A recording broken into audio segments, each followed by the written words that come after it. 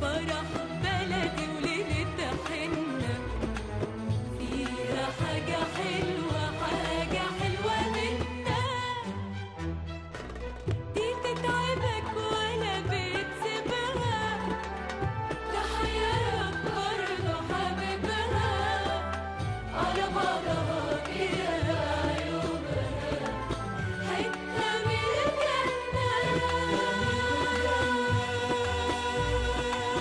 فيها حاجة حلوة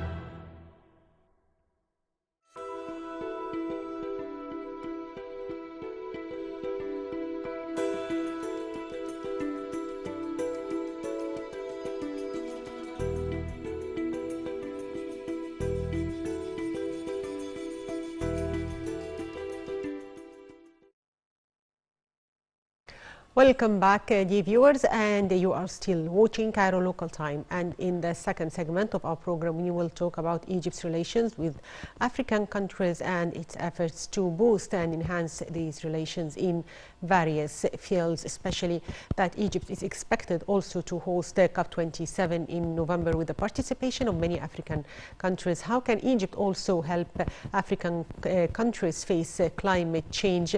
And now we are joined over the phone by Ambassador Ahmed Haggag, former Assistant Secretary General of the Organization of African Union. Good afternoon, Mr. Ambassador.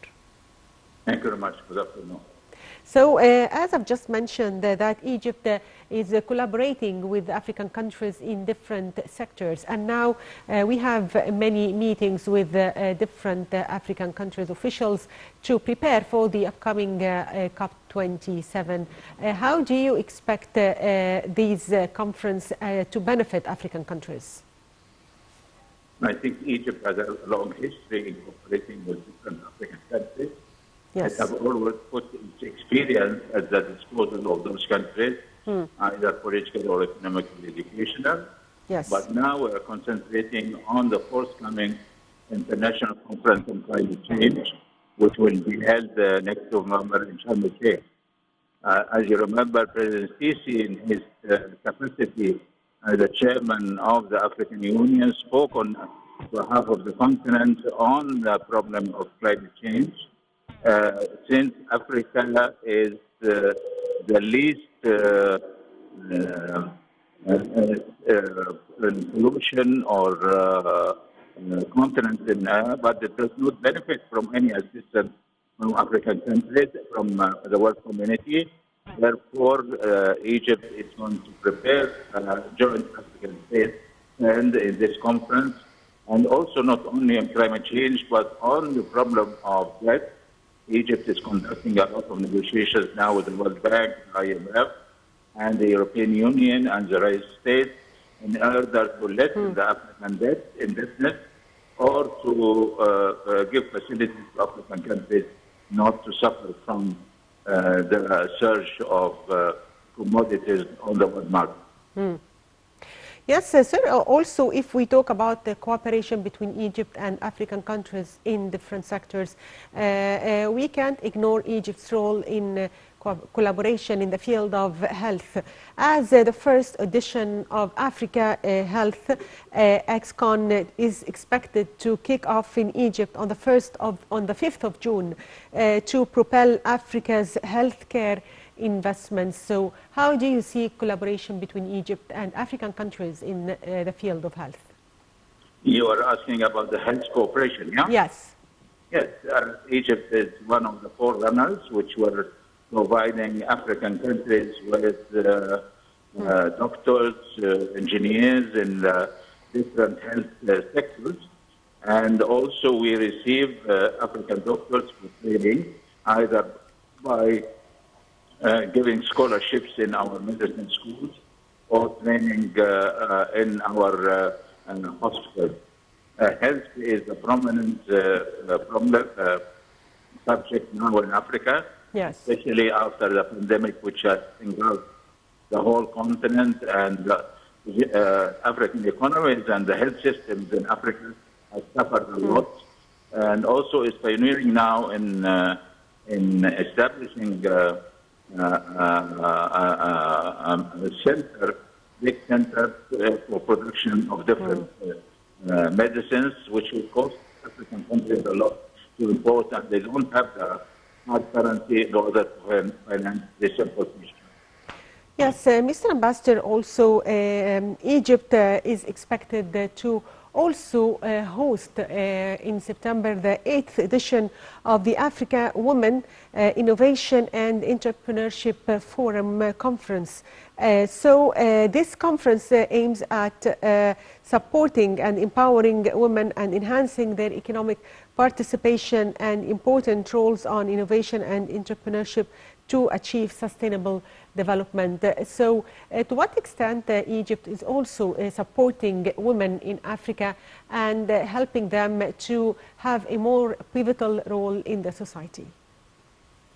The benefit is mutual. As we support African countries, yes, African countries also supporting Egypt. So when we are do hold such a conference, it's a mutual benefit for both sides. If yes, you want to have economic progress and social progress, you have to encourage the innovation industry. And it's really becoming an industry now in order to produce efficient experts and efficient doctors, engineers, technologists, and so on. yes. Now also Egypt has ushered itself in the data process in different societies, and this is an area where African countries could benefit in order to achieve more progress in their economies. Yes. In today's world, if you don't master this technology, you will be lacking in progress, and the world will pass beyond you. Yes, Mr. Ambassador, the President has always asserted the necessity of completing the implementation of the African Continental Free Trade Area Agreement to achieve economic and trade integration among African nations. So tell us more about the agreement and when do you expect it to fully be implemented? The African Free Trade Zone has been inaugurated last January.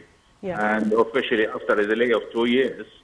So we don't have enough time to waste. We have to progress in bringing the protocols, arranging and programming the programs Yes. which will implement the African Free Trade Zone. And this will help Egypt and other African countries in increasing their mutual inter-African trade, and also will strengthen their position vis-a-vis other international free trade zones, and that will encourage industrialized countries to invest in Africa to benefit from the free trade zone for their products to enter the African continent. So I think this is a very important issue, and the Secretary General of the African Free Trade Zone has been on a visit several months ago in Egypt to negotiate and to have talked about what Egypt is proposing in this regard. Yes, Mr. Ambassador, also if we talk about Egyptian exports and the African market, so do you see that the African market is a good chance for Egypt to export more of its products to Africa? Egypt has the advantage of having a good industrial base, and also we are promoting now the establishment of an industrial zone in the Suez, along the Suez Canal, which will help in increasing inter-African trade, yes, and encourage investors to invest in this area in order for the products to be exported either to Asia or Europe or Latin America. So I think this area is a promising area which will help both Egypt and Africa in this regard. So, sir, also one of the important files of collaboration between Egypt and African countries is the file of combating terrorism in the continent and the field of the collaboration in the field of achieving security. So, how do you see cooperation in this field? Terrorism, unfortunately, is an international problem now. It is not only an African problem, but it's in the last few years, Africa has been witnessing the surge in terrorist acts either in West Africa or East Africa.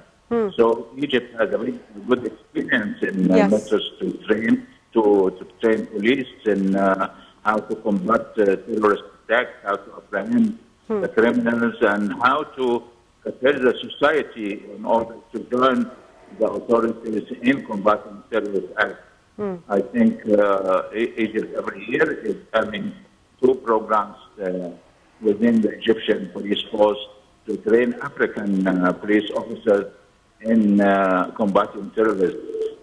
But this is becoming an important and urgent issue, which all African countries have to cooperate. If each country is going to isolate itself, the terrorists have the ability they don't recognize borders.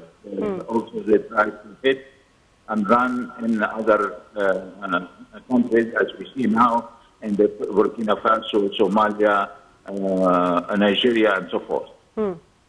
Sir, also the COMESA is an organization of free, independent, sovereign states that have agreed to cooperate in developing their natural and human resources for the good of all their people.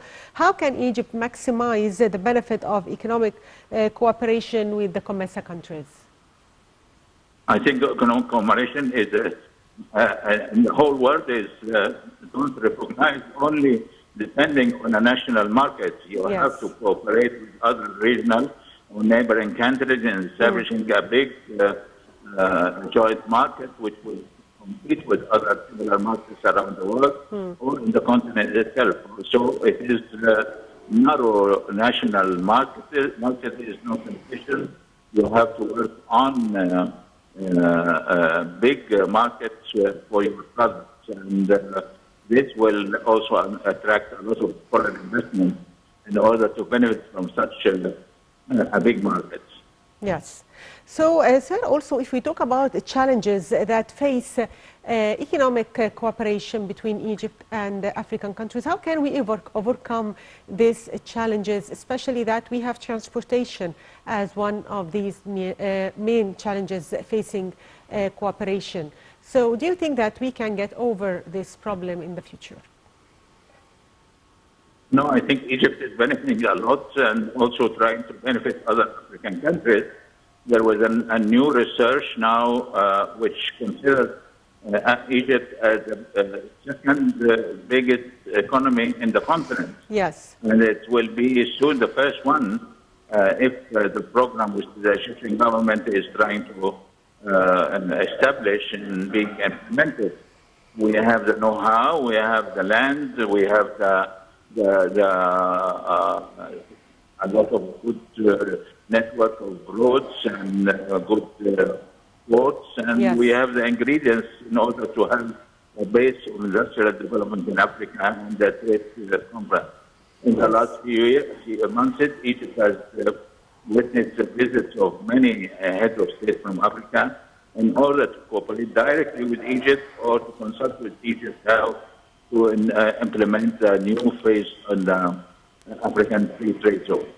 Yes, Mr. Ambassador, finally, if we talk about African youths, we have always seen that President Fattah al-Sisi was keen to host African youths when he arranged for youth conferences here in Egypt. How do you see the President's keenness to invite African youths to come and participate in World Youth Forums here in Egypt?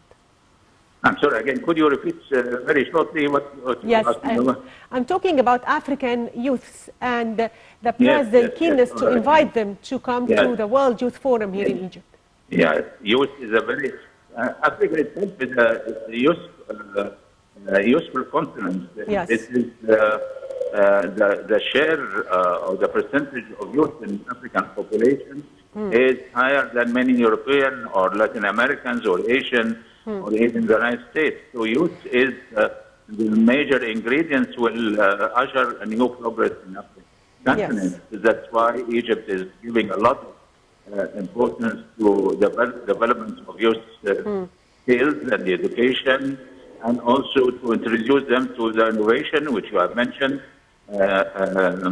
facilities in order to make their share in the economy and the society as a whole. Yes.